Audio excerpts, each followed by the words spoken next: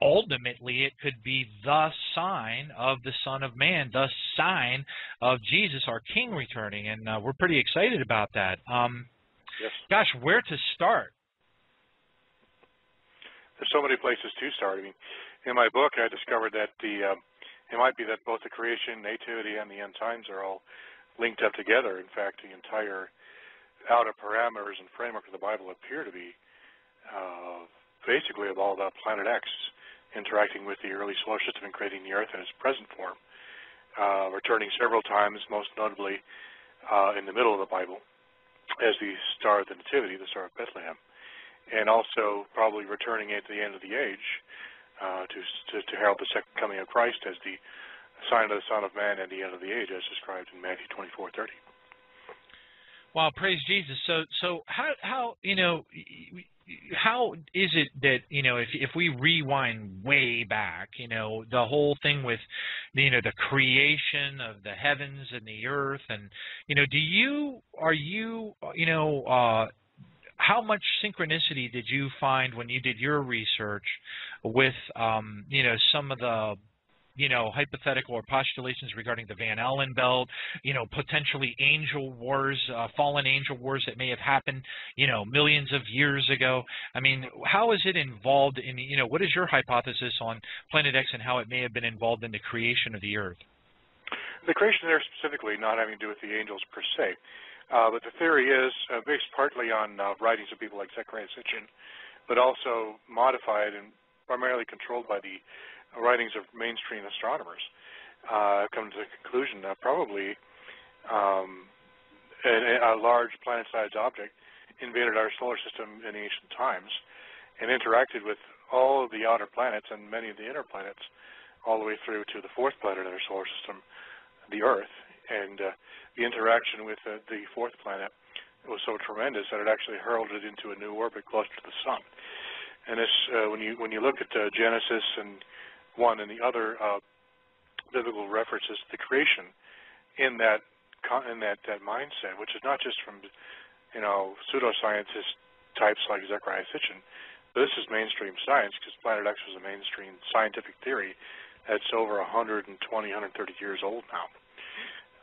You realize that despite the fact that Sitchin may have taken a lot of liberties, in fact, the most liberties with the concept, the core concept of Planet X, of a Planet X invading our solar system and interacting with the Earth, is sound from a scientific perspective. And also, I have found from a biblical and exegetical perspective, it works. Yeah. So speaking of which, are you, when I look at some of the things in your book that you identified as potentially being associated with, the, elliptical, motion of the Planet X solar system, for lack of a better term. There's actually Planet X came around 2000 BC also, and was responsible not only for the destruction of the empire of Sumer, but also for the destruction of Job, who lived in the suburbs of Sumer. And the book of Job is actually not simply a sort of a poetical back and forth between God about theological concepts. It's actually the Hebrew equivalent of the Babylonian creation epic, written about the same time as the Babylonians wrote their version, except the book of Job was written from the point of view of a monotheist, which means you cannot use, as did the Babylonians, a battle between various gods and goddesses in heaven, because that would be polytheistic and therefore unacceptable from a monotheistic perspective.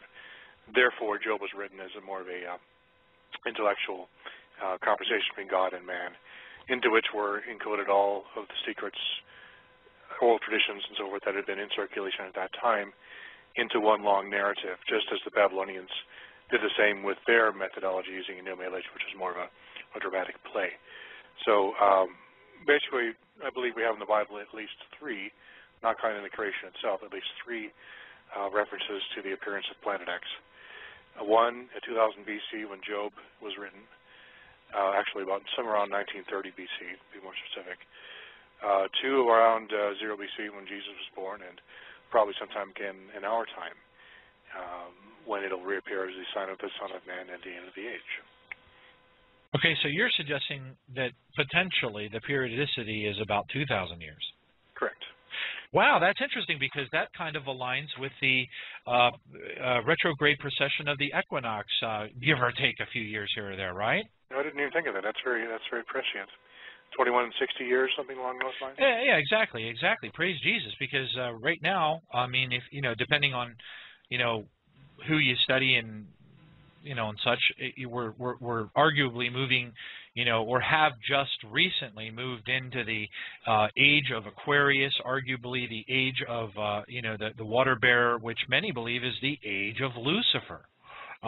Yeah, and then you've got that coinciding with the Hebrew year of 5773, where that aligns with where the Zohar calls out the rival of their Messiah, which would ultimately be the Antichrist, and that year, which we just entered in September of last year. So we're in the midst of that of the muck, if you will, of the mud associated with that 2,000-year cycle. So I'm really I'm fascinated. This is exciting, folks.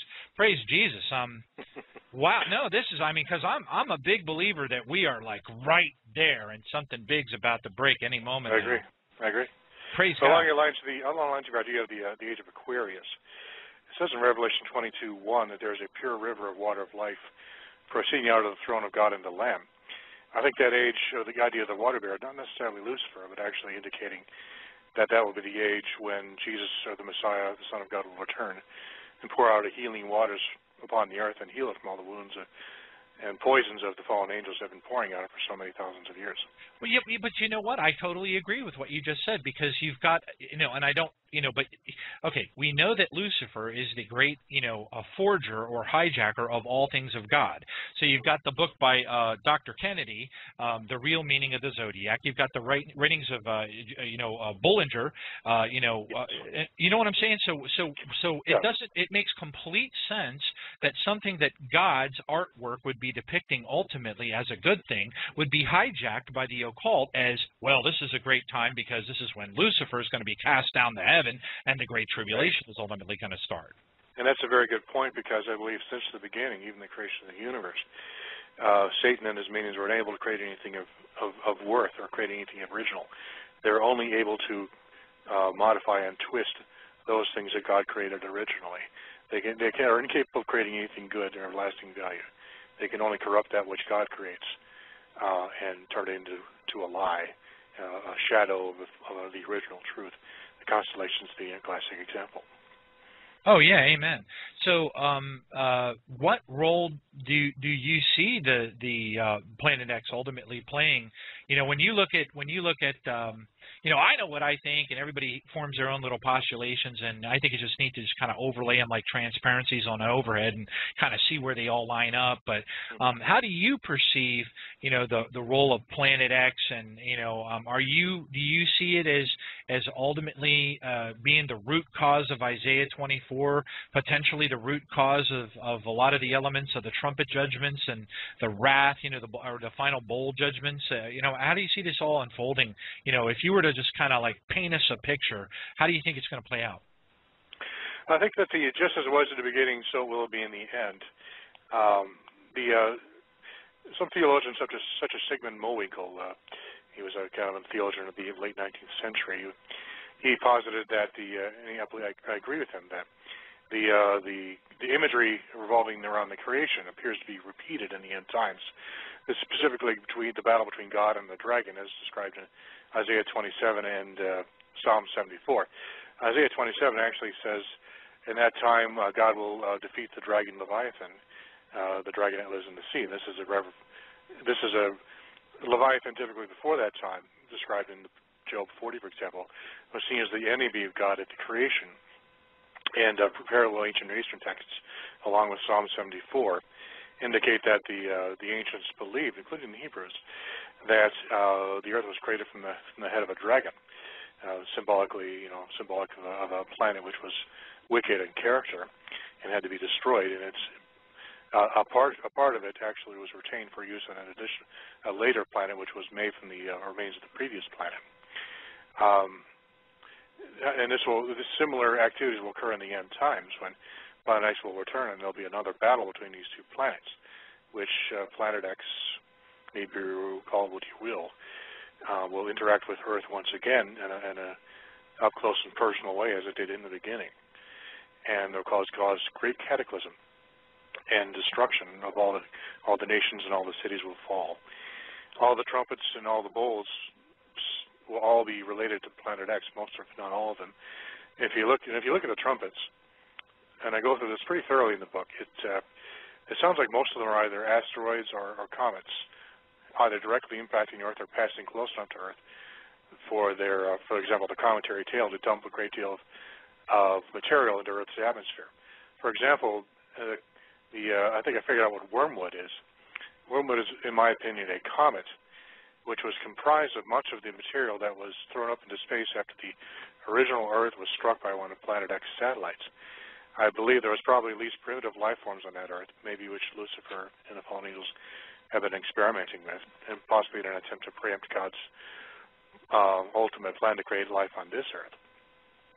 And that life was illegal and had to be destroyed.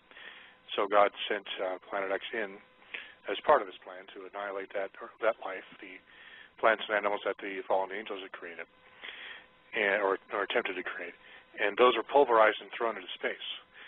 And as a result, the plant life that existed on this previous Earth had psychedelic compounds in it, which were like wormwood. Wormwood being basically Artemisia absinthium, which is a plant which is used to create absinthe, which is a kind of a narcotic alcoholic beverage which has hallucinogenic properties. So what I believe what they're trying to communicate in this description of wormwood, the comet wormwood, is that this comet will contain much of the original pulverized plant life of the original Earth that was in orbit all this time. It will pass near enough to Earth to pass through its atmosphere, and that super concentrated powdered plant life, which has hallucinogenic properties, will be reintroduced into Earth's hydrosphere, going to the lakes and the rivers and then the clouds, of course. And then whoever drinks that will have a very powerful hallucinogenic trip, which will basically probably drive them insane and make the worsening situation even more bad, because not only is the world falling apart around them, they are no longer fully sane. So this is part of God's punishment, is to not only destroy the world, but also drive them insane. And this is all part of the sort of a preliminary attack to weaken up Earth and the forces of Earth prior to the Battle of Armageddon, which is literally a battle between the forces of heaven and the forces of Earth. Many of the people you see around here might be in uniform, fighting against God himself in the end times. So it's going to be kind of an interesting, if you think about it, you have to think about it in those terms. This literally will be mankind fighting against God himself, using the weapons of the fallen angels that had given them, weapons that are technological in nature. And so these judgments, these asteroids impacting these comets and so forth, passing through Earth's atmosphere, causing various forms of destruction and degradation of the empire of the beast, will be sort of more like using artillery. A modern army might use artillery to soften up an enemy prior to a final invasion. Oh, right. Praise God. Kenneth? Hey, Doug. This is Ken. So glad you could be on tonight. So your 2,000-year timeline sounds very interesting, and I guess I didn't read your book, but I'm supposing that's kind of a good answer for Joshua 10:13, where the sun stood still also. And then if you go back further, I guess that's the Noahic flood. And have you put it into a timeline? I guess that's my question. Have you actually just laid it down to some of these biblical events that are catastrophic in nature, like the sun stands still moment, the flood, and do they line up? I think they line up with all the major events except for the Exodus and the book of Joshua events. Joshua probably was one or more meteorites striking the Earth at an oblique angle and causing the Earth's crust to temporarily lose grip with the mantle and flow backwards, or at least goes more slowly than it does normally. That's why the sun could rise up again, because it was, relatively speaking, the Earth's crust was moving backwards temporarily, probably because of one or more impactors. But the Exodus event and the Joshua events don't fit in with the 2,000-year timeline, so I tend not to talk about them. even though it would kind of make sense, it doesn't seem to work. The Joshua and Exodus events were bracketed by Job about 600 or 700 years earlier, and Jesus, the birth of Christ, about 1,400 years later. So it doesn't, but it does fit the book of Job, and it does fit probably the Great Flood, which probably occurred around 10,000 BC, and it fits, of course, the Star of Bethlehem and, of course, our times as well. So I was reading your bio. You went to a very good, one of the top-notch Christian schools, Wheaton College, and then you end up writing this book. What sparked it in you that you dove into this type of topic? Because it's not the typical type of thing that I could even bring up in my church that look at me like I had a third eye growing out of my forehead. So what sparked it in you that got you into this study? Well, when I was in undergrad, I had a feeling that Jesus was going to return in our lifetime, and I felt strong compulsion to figure out when he was coming and what the motive would be and so forth. And one of the things I read when I was reading about the second coming was Matthew 24, which speaks prominently about a sign which precedes Christ's second coming. Now, I was taught, and I still believe, that the words of Christ supersede everything. But, the red words are always, the most important ones. And so I took the Matthew 24, which is Jesus' description of what the end times will be like, as sort of the guide text for the rest of the apocalyptic literature I was reading. And it occurred to me that the most prominent mention of his immediate return was what he described in Matthew 24:30 as the sign of the Son of Man at the end of the age, or as the sign of the Son of Man, which will appear in heaven immediately prior to his return. And so I set out to figure out what could this sign be? Is it some sort of spiritual thing? Is it a heavenly object like a comet or a conjunction like they say with the Star of Bethlehem is supposed to be? And so I determined maybe, first of all, one of my assumptions was if Jesus is accompanied or preceded by the Star of Bethlehem prior to his first coming, maybe he's preceded by the same object or similar object in his second coming. And why have the same guy preceded by two different objects? His heavenly sign would probably be the same thing, I would think. So I proceeded on that assumption. And based on that, I started analyzing the Star of Bethlehem information, people doing research on what that might have been. And it fell into three general categories: a comet, a supernova, or a conjunction of planets. But none of those really worked because conjunction of planets, there were a number of conjunctions around that time, but none of them lasted for more than a day or two. And the Magi had to travel a couple of months from Persia to get there, so it would have been at least 2 or 3 months probably. So that didn't work. The supernova, there was one that was maybe between 5 and 10 BC, but it didn't last very long either. Those don't last for more than a few days either. And of course the comet, even though those sometimes last a couple of weeks, they're actually typically in the ancient world thought of to be harbingers of disaster, not of a good thing. Like I discussed previously with the comet passing through Earth's atmosphere, it might be in the ancient past. When comets pass through our atmosphere, similar disasters happen, poison fell from the sky, and it did harm to people. That might be where the idea of a comet being a herald of disaster originally came from. And so really those three basic ideas that were discussed by all the scholars I wrote, Christian scholars, I read on the subject, doing just independent research. And so I was about to give up on that angle, thinking, nobody really knows, until I came across this strange book written by some guy named Zecharia Sitchin, it was called The 12th Planet. I was like, what's the 12th planet? I thought I only had 9 planets, so I checked that out. I had nothing else to lose, so I looked at it and realized, I first came across the idea of Planet X, which had actually been around for, by that time, close to 100 years. This was he wrote his book in 1975, and I read it in 1987, I think it was. And I realized this was the answer. Another planet on our solar system, which comes and goes on a regular basis over thousands of years, would be a perfect answer to the question of what was the Star of Bethlehem and or the sign of the Son of Man at the end of the age. It fulfilled all the criteria. It made sense. It was a mainstream scientific idea, and no one else had thought of it. So I decided to pursue that as kind of my passion. to figure out, is this what the sign of the Son of Man is? And since then, the research I did at that time and since has become so overwhelming in favor of that theory that I decided to go ahead and formalize my education, pick up a degree in Old Testament Biblical Studies from Wheaton College. I'd actually gotten a marketing communications degree there too. I took some additional classes in theology and took 2 years of Hebrew exegesis there as part of the additional master's degree I picked up there in Old Testament Biblical Studies. And I did some real research in the Bible and realized, this actually does work. It's not exactly mainstream like you mentioned, but neither was the idea of a conjunction of planets, which is really astrology given a Christian veneer, and is much less appropriate than this. And once people get the idea, it's just a matter of time till they either accept it or reject it. And at this point, I've received such almost universal acceptance of the idea, at least if not agreement, open-mindedness about the possibility that it could be an answer.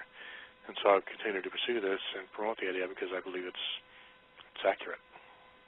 So how did you have an opportunity to share it with any of the professors or any of the academics in Christianity? How was it received, if you did? And yeah, I actually did an independent study on the Star of Bethlehem to fill some credits, and I forwarded the idea that it was actually a 10th planet in our solar system, and the teacher thought that was an interesting idea, but he didn't feel particularly positive or negative about it. But he, it's a perfectly legitimate theory because it's based on real science, and whether or not it's actually true is something else, but the theory itself is sound. Yeah, we cover on this show the fact that you've said it's good solid science. There's an Italian astrophysicist. His mind slips me right now, but he's done a lot of studies with the eccentricity of the moon, and he's shown that there has to be another gravitational force within the solar system, a significant gravitational force causing that perturbation. Then you've got the paleontologists, and I don't agree with their cycle, but they claim that the Earth has faced these extinction-level events on numerous occasions because of some sort of impactor in this solar system. And you've got some of the other astrophysicists, even at NASA, suggesting it's highly probable that this sun system is actually binary in nature, and the other sun just never ignited, so it's a brown dwarf. And they've gone as far to say is they'll find it, they just haven't found it yet.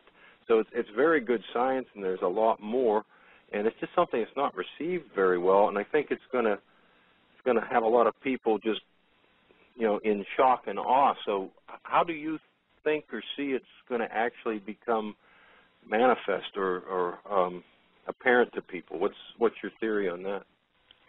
My theory is that Planet X will not actually become visible until the middle of the tribulation. That's based on Revelation, I think it's Revelation 5, where it says that men will try to bury themselves under the rocks in the mountains, seeking to hide themselves from the face of the throne of the Lamb, because I think what they're saying is that is actually, they're able to visibly see Planet X appearing in the heaven and realizing that this is God returning, or it's the sign of God returning to avenge his people, which just prior to that time had all been slaughtered according to the fifth seal. And so I think what's happening here is in the middle of tribulation we have the Antichrist will not only reveal himself, but so will Christ, his sign of his coming, of his return, will appear in heaven, possibly to trump the ascent of the Antichrist to the false throne he creates for himself. And that is a sign of the imminent judgment. And when Planet X actually returns at the height of the trumpet judgments, the seventh trumpet most likely, that is when the bowls are poured. And the bowls are poured as Planet X passes near Earth, when the fullness of the wrath of God is poured out upon the Earth. No more Mr. Night Sky. When Planet X comes by, it's going to wipe out everything that is left that the trumpets didn't leave standing. Basically, the city will be destroyed. All the rivers and the lakes and the oceans will turn to blood. Everything in them will be dead. All the trees and the green grass will be destroyed. And anyone who isn't wearing suntan lotion level 1 million is going to have a really bad day. Praise God. Yeah, isn't that the truth? Yeah, just the first trumpet alone, what, a third of the grass and all the trees or something burns. It sure sounds to me like the end of the movie Knowing with Nicolas Cage. Did you notice that in that movie? I didn't see the movie because I heard it was kind of blasphemous, but I might watch it sometime. Yeah, the very end scene basically was, well, the Earth burning, looked like it was ultimately a major solar flare of some type that caused the Earth's surface to just burn. It was very sobering. Praise God, very sobering. I believe what will happen in the end is, as it passes near, Planet X is a gigantic comet's tail, which will fill the sky, and this will have the effect of reflecting sunlight back onto the Earth, even when it's nighttime. That's why it says, I forget exactly where, there'll be a day when its night will be like light. There'll be no night. There'll be no nighttime. It'll be either you're getting light from the sun or reflected off of Planet X's tail, and as a result, the temperatures are going to go up into the hundreds of degrees, and anyone, like I said, who is on the surface will probably be killed by the heat. And it says in the bowl judgments, men will blaspheme God because of the heat and because of the rocks that are falling from the sky.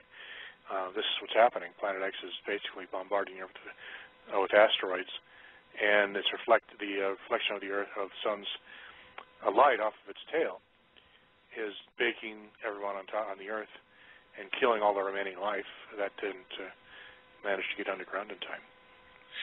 So, when you look at, the Revelation 6, verse 12, for example, where you're seeing the opening of the sixth seal, and it says, for example, it says, I looked and he opened the sixth seal, and behold, there's a great earthquake. And the sun became black as sackcloth of hair, and the moon became like blood. The stars fell, the stars of heaven fell to the earth like fig trees drop its late figs when shaken by a mighty wind. And then it gets really interesting. It says the sky receded as a scroll when it's rolled up, and this is fascinating here, every mountain and island was moved out of its place. Boy, that sounds suspiciously like a Velikovsky pole shift. Mm.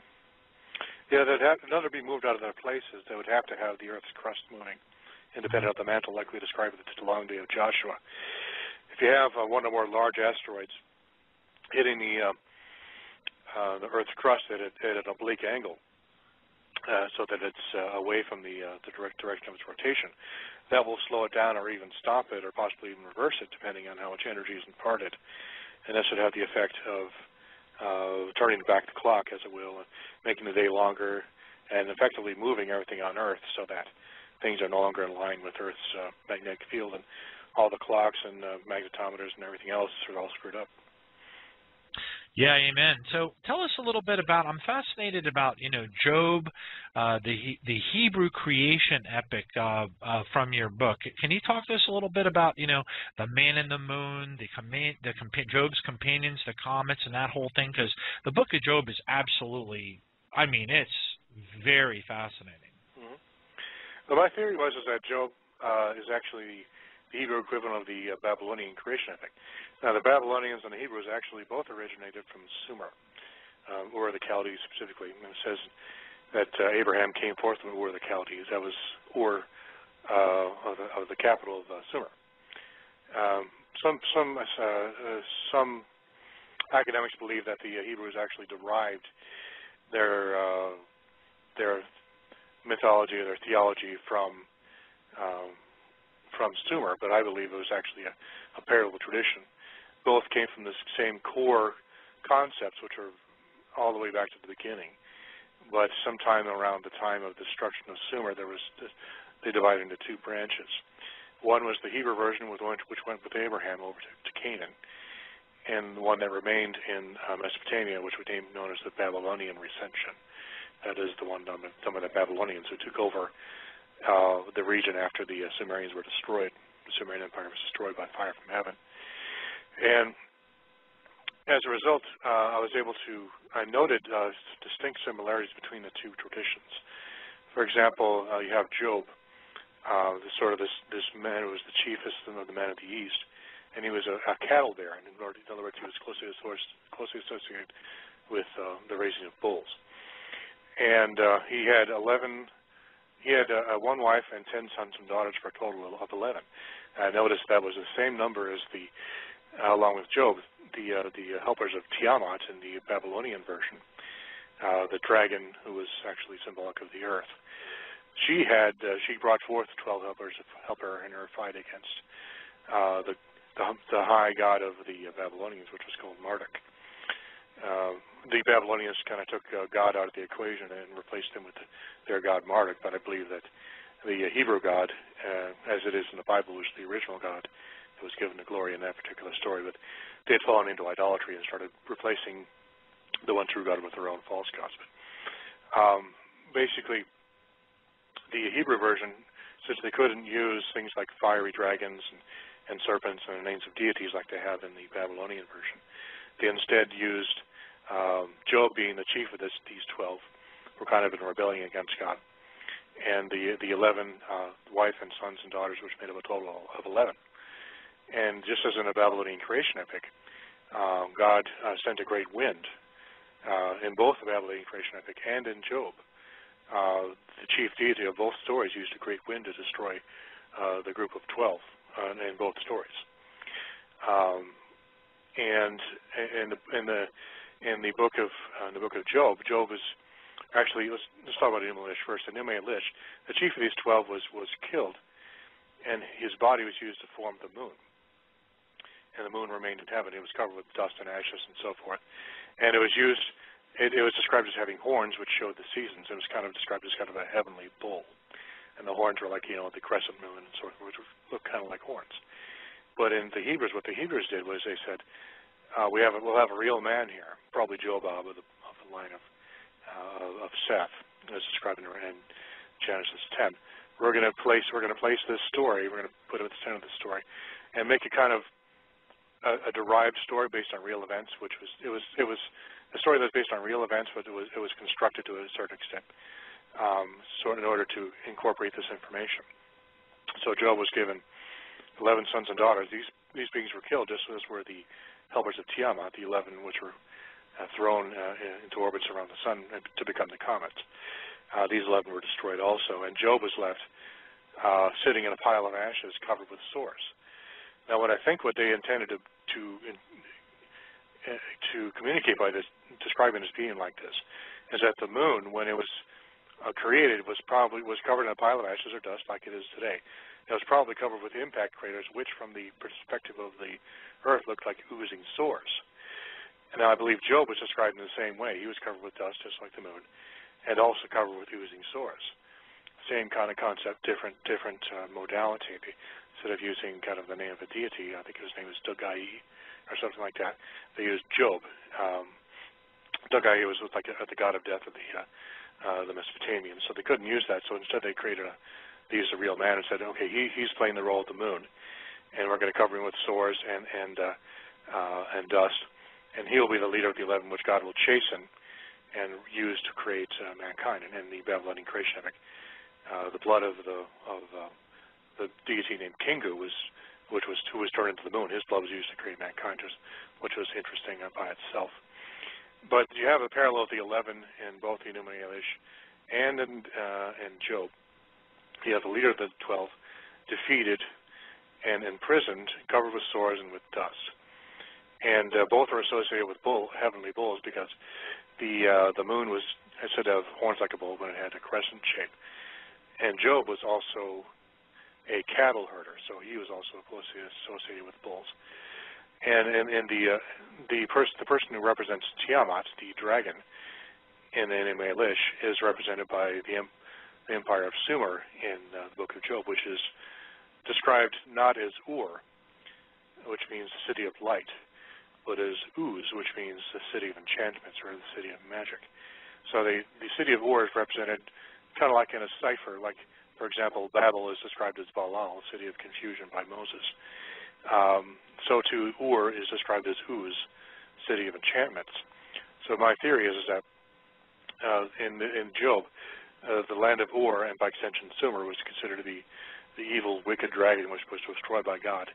And Job, the chief of the men of the East, i.e. the chief of the men of Sumer, the most richest man in Sumer, he was humbled and brought down. All of his children were killed off, and his wife, and he was forced to become God's servant once again and humbled. I think is the way that Job was written, in a way that was theologically theologically correct, yet still remain faithful to the original concept of the dragon and our 12 helpers fighting against God. So Doug, you mentioned the Enuma Elish, and I think they call the star in there the Star of Marduk. Is that correct? Yes, they named it after the Babylonian deity Marduk. So what's your read on there? I mean, how good is that story? What's your opinion on it? It appears the intention of this story was to recall this information about how the earth was originally created. Over time, it became theologically created with the names of various deities to the point where it became difficult to figure out what was going on, but the core concepts remained the same. For example, even though the name of the chief deity in heaven, who was a star, specifically a planet, which was described to have interacted with and destroyed the former Earth, it was actually described as a star in the text. It was originally referred to as Anu, which simply is the word for heaven in the Sumerian cosmology. And the word Anu actually is represented by an 8-grade star, the Dingir, which looks very much like the Star of Bethlehem star we still use today. And after Anu became Enlil, after the Sumerians were defeated by the Akkadians replaced Anu with their high chief deity Enlil. And after the Sumerian Akkadian Empire was defeated by the Babylonians, or actually taken over by the Babylonians after they were destroyed by fire from heaven, they took the old story and then replaced their god Marduk as the chief of the creator of the heavens and earth. Though the name of the deity changed, the original concepts remained the same. Basically, you have a star or planet entering into our solar system and interacting with Earth, splitting into two pieces, and setting the head, or the larger piece of the head, in a new orbit around the sun, where it became known today as the Earth. That's the basic story. So where are you at with this whole concept of aliens? You know, you've got a lot of people in the I don't want to call it the fringe Christian realm, but the more maybe advanced thinking realm. You've got Chuck Missler saying they're interdimensional. You've got other people saying they're both. What's your read on this whole concept of the alien? The aliens are the same fallen angels that have been interacting with mankind since the beginning. The only reason they appear to be technological in nature now is because we understand not only what technology is, but as opposed to being distinguished from magic, and if magic exists, which I'm not sure it does. It's just a matter of us not only understanding what technology is, but actually having it. Otherwise, there's really no difference in the way they operate and the way, how they abduct people and take children out of women's wombs prior to full gestation period, and so forth. That's all identical to that described in ancient texts, such as the Book of Enoch, which described that very same thing, where the fallen angels procreate with women and raise what they literally refer to as bastard sons, that is, sons who are illegitimately begotten, and they also refer to them as abortions, which is a good description because the alien hybrids are in the Book of Enoch are removed from the womb of the women prior to full gestation, just as they are with the alien processes we're seeing now. So I'm just not seeing any difference at all. So I proceed on the assumption that they are the same thing. Okay, so when you hear scripture, that says, and they had breastplates like breastplates of iron, and the sound of their wings was like the sound of chariots, of many horses running into battle. And they had tails like scorpions, and there were stings in their tails, and their power was to hurt men for 5 months. And you see, for their power is in their mouths and their tails are like serpents having heads, and they do harm with it. You see this as some sort of a permutation or twist on some type of fallen angelic entity of a sort, or how do you, surely we're not, back in the 70s where Jack Van Impe's saying these things are helicopters, right? No, I think what these actually are and we're beginning to see these made now, these are actually small technological vehicles that look like insects. We're seeing these being made now by the military. And these will be used, I believe, to inject one or more diseases into the people who are remaining on Earth who have taken the mark of the beast. These things will be let loose with a payload of possibly a Morgellons type virus, which will cause fibers to grow inside of their bodies and basically wire them up in preparation for total control from a central computer. So these individual things look like locusts because they actually are kind of insect-like in character. They're not like helicopters. They're actually remotely, I forget the exact term, but they're small remote vehicles which are designed to inject people with a virus, one or more viruses, for the purpose of controlling them. Okay, well, speaking of Morgellons and all that, that's an interesting segue. I'm curious, so how do you see this whole chemtrail, aerosol crimes, Morgellons, fit extensions, race within a race, hybridization of mankind? How do you see that all, adding up to the, the big picture as things get real ugly and dark in the midst of the Great Tribulation? How do you see this all kind of fitting together? My theory is, and I talk about this in my book, The Riddle of the Sphinx, which is available on Amazon Kindle. Basically, what they will find, described, I think it's Daniel 11. The Antichrist will conquer the entire Middle East, from all the way from Afghanistan all the way down to the Sudan, and they will take the treasures of Egypt. And the greatest of the treasures of Egypt is something that is buried underneath the Sphinx.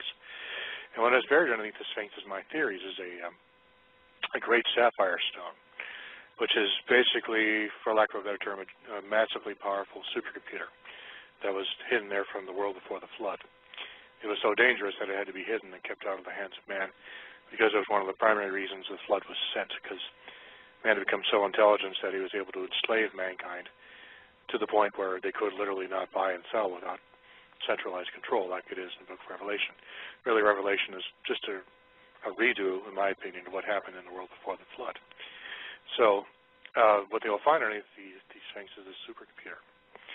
It had been held there based on the prophecy of Judah in, I think it's Genesis 49, that something will be found underneath the Sphinx.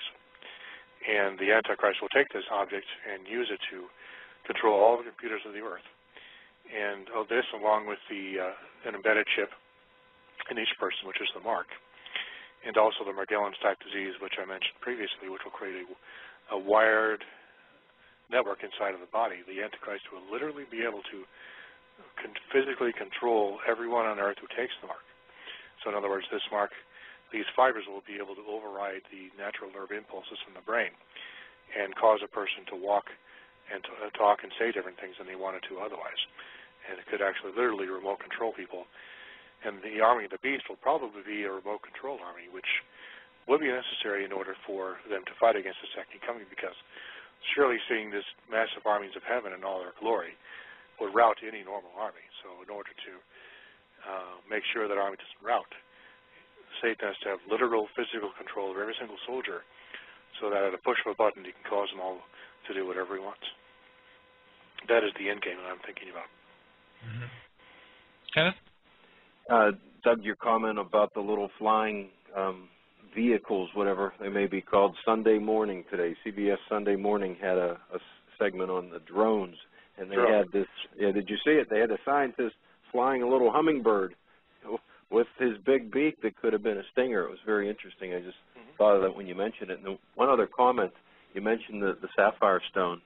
It reminded me of some things that I read about, how some of the early knowledge could have been passed on from like Adam to Enoch and then to Noah through this sapphire stone. I think it was, who was it? Von Daniken may have had some of that in one of his books, but just was really interesting parallel there.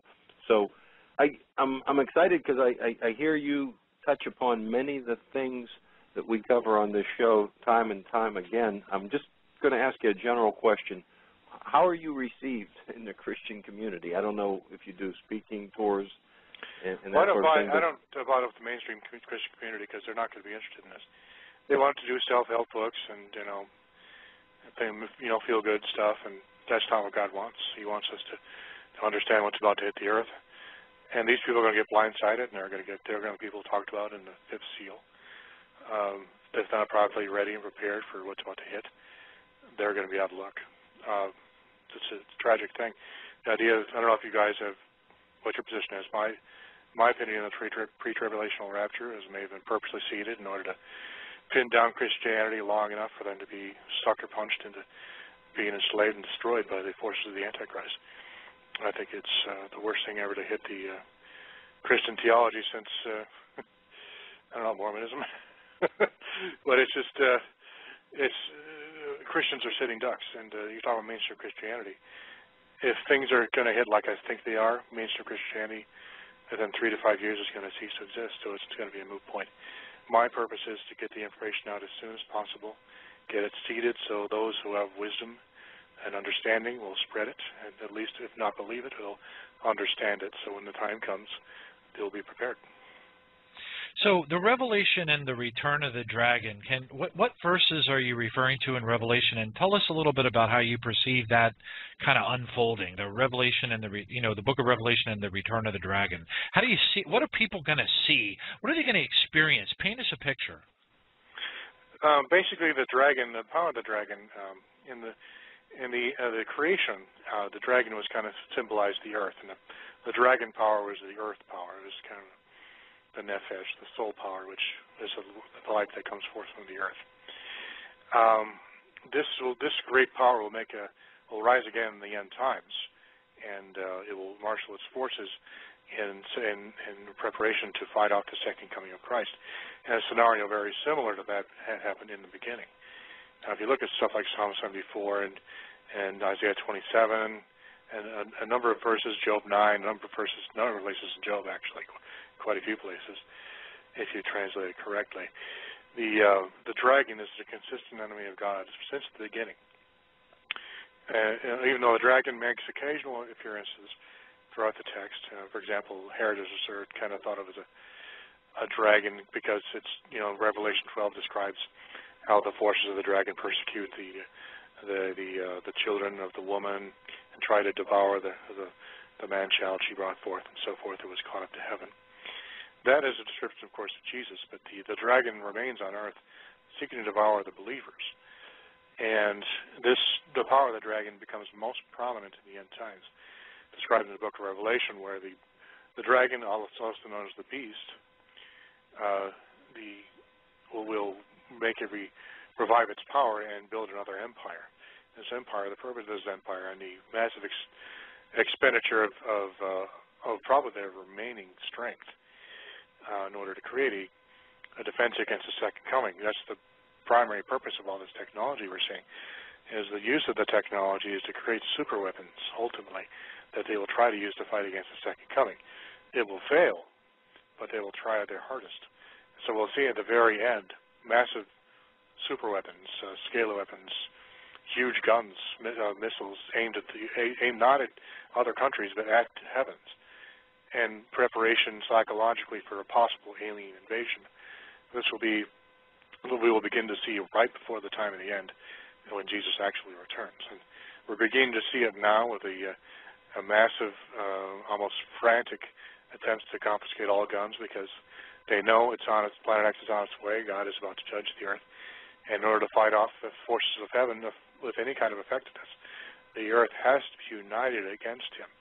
And the only way to unite the earth is to take away all ability to fight back against centralized government. So this is why we're seeing attempt to grab guns, because they know as long as people have the ability to defend themselves, a one-world government is not possible. Space weapons. There's this big thrust out there. They've got specialized satellites out there, supposedly, according to some whistleblowers, that are out there watching for, for lack of a better term, incoming.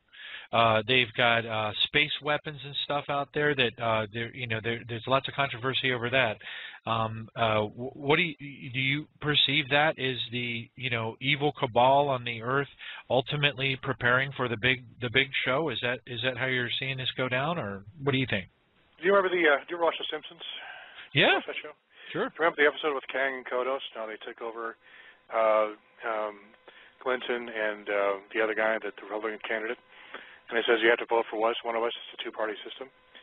And they remember which either one was voted in, the ultimate end game was mankind was going to be basically put to work to building super weapons to fight against their enemies on other planets.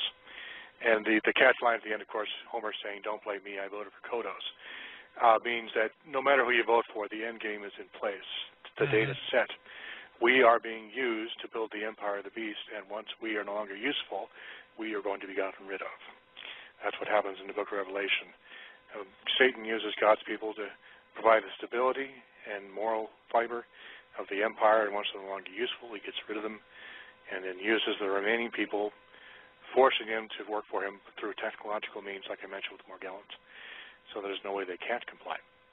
And that will be the empire of the beast in its final form, which Satan will use to fight against the second coming, and possibly even attempt to take heaven, attack heaven itself. Wow. And are you seeing HARP as part of that, portfolio of weaponry? Anything technological in nature, yes. HARP, all that other stuff. I believe, even though HARP itself might not have been directly given by the fallen angels, the ideas and the basic concepts were given to us by fallen angels or by crashed so-called alien craft, which we then were able to figure out how they were built. And that massively accelerated our understanding of technology, particularly in the 20th century, because they realized that these fallen beings who have been coming down for a while now, the Roswell crash being only the most prominent of many different crashes, these beings were probably defeated in heavenly warfare and fled to the earth, which is kind of their last redoubt, the last stronghold, in maybe the entire universe. And so they decided their only choice was to use the remaining humans on Earth to kind of try to ally with them. In order to do that, they gave them technology in trade for their secrets, their technological secrets. In return, we gave them, access to our populations and so forth, which is exactly how modern UFO researchers describe what happened under Truman. Truman said, "Okay, you can have access to our people, just give us your technology." And that's why we had the massive increase in technology after 1947. Wait, I'm sorry to interrupt. So you mentioned Truman. Are you referring to the Greada Treaty? I'm not sure what that is. Oh, okay. Well, there are those out there who believe that around about that time there was a treaty that was signed with, what we would refer to as fallen angels in some type of flesh body, aliens is what they called it, and the treaty was to ultimately allow them to continue to abduct human beings. Yes, in terms of the technology, we were given, we gave them the access to the people so they could use them to, for lack of a better term, create newer, better bodies for themselves. And that because their bodies, apparently, the genetics were beginning to break down, and they needed fresh blood, if you will. So that was the trade-off, and it's part of the reason we're so technologically advanced is because we're living in an environment of technology based on stolen information from heaven, because these beings were not supposed to give us that information. These are the beings who left their first estate and came down from heaven to earth and taught mankind medicine and herbs and architecture and astronomy, just as described in the book of Enoch and also to some extent in Genesis 4. Right. Genesis 4 doesn't explicitly state it, but Cain and his descendants were technologically sophisticated. The two primary areas they described in Genesis 4 were metallurgy and music. These are the two of the primary areas mentioned by Enoch in the book of Enoch also. The idea being that possibly I think what Moses intended to get the idea across was that the descendants of Cain had mastered the use of sound and vibration in order to manipulate matter and to create very high-quality, high-technology instrumentation, weapons, armor, technology, maybe even supercomputers along the lines I implied with the Sapphire. Sapphire, by the way, are crystal-based hard drives actually do exist right now, so the technology is real. That I think is one of the top technologies they developed in the world before the flood. And it was so powerful that it ended up in their destruction. In fact, I suspect wars were fought over the control of this particular jewel, which was hidden underneath the Sphinx, in order to keep anyone else from misusing it. And after that, went into the possession of the patriarchs, because only they could be trusted with its use, because putting it into the hands of the giants or one of their descendants ultimately led to tyranny. So it became necessary. Now, I'm talking about this in my book on the giants, which I'm writing right now, actually, which will come out this summer from Defender Press. How this is kind of the MacGuffin of the entire story, the conflict between the giants and the sons of Seth. It was control of this sapphire stone, this supercomputer, the knowledge of which contained on it was so dangerous that it couldn't just, God made sure that only the patriarchs had access to it, and even then only very limited access. This included Moses as well, and also possibly King David. I talk about that. I'll talk about that in my book as well. But yeah, basically this, the fallen angels gave technology to mankind in the world before the flood, and now they're giving it to us again, and with similar effects, right before the judgment falls. So we have a repeating pattern, just as it was in the beginning, so it will be in the end. Yeah, there's nothing new under the sun. Praise Jesus. And so that's exactly. Yeah. So basically, when Genesis 11 verse 6b basically says, now nothing that they propose to do will be withheld from them, your postulation would be that this potentially has something or some connection to do with this Sapphire supercomputer thing, right? Correct. The Sapphire supercomputer may have been literally stolen from heaven. It says in Ezekiel 28 of Satan, he literally walked up and down amongst the stones of fire in the Garden of Eden. This is what I think is referring to as this firestone, is this sapphire, which uses a laser to read and write to and from the disk, the fire being the laser. So this firestone might be actually referring to these sapphire hard drives, for lack of a better term, which contain knowledge and information on them about everything, schematics, blueprints, how to type information, how to build weapons, how to build armor, how to do simpler things like grow crops, do animal husbandry, modify the human genome or the genome of other plants and animals. And when they cracked into this code and got into this thing, they learned how to manipulate everything. That's when the Pandora's box was opened, which may also be, by the way, it's yet another metaphor for the same object. I'm finding that this thing is like the blind man and the elephant. It passes through history and hits some of the most important points of history. I believe it's present there. But it's described in different ways by different people at different times, but it's the same thing over and over again. I consider the possibility it might even be the tree of knowledge and things of that nature, which would make sense, because if they were able to get into the stone and find all the secrets, their eyes would be opened and nothing would be withheld from them. Wow, that's awesome. So if you would, Douglas, please share with everybody your website URLs, and mention, if you will, the title of the new book that you're working on, because this is some really exciting stuff, and I feel confident people are going to want to know about this. If true, it's revolutionary. The first book is Planet X, The Sign of the Son of Man and the End of the Age, available through Defender Press. You can go to survivormall.com or through Amazon.com, BarnesandNoble.com, or to your local bookstore. You can order through your Christian bookstore. Please do that, because that way they'll be more likely to stock copies on their shelves if you order it through a Christian bookstore, or a regular bookstore for that matter. The other book I mentioned is a Kindle ebook called The Riddle of the Sphinx. That is available exclusively on Amazon Kindle. You can go to Amazon.com's Kindle section and type in The Riddle of the Sphinx, or you can go to www.mysteriousworld.com/riddle. If you want to, there's some nice free articles about the giants and other things available at www.mysteriousworld.com.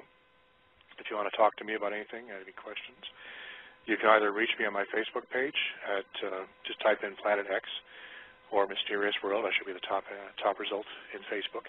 You can also friend me on Facebook at name is Doug Elwell, DOUGELWELL, and you can also send me a direct email at publisher@mysteriousworld.com. Wow, praise Jesus! Thank you, Doug, for joining us.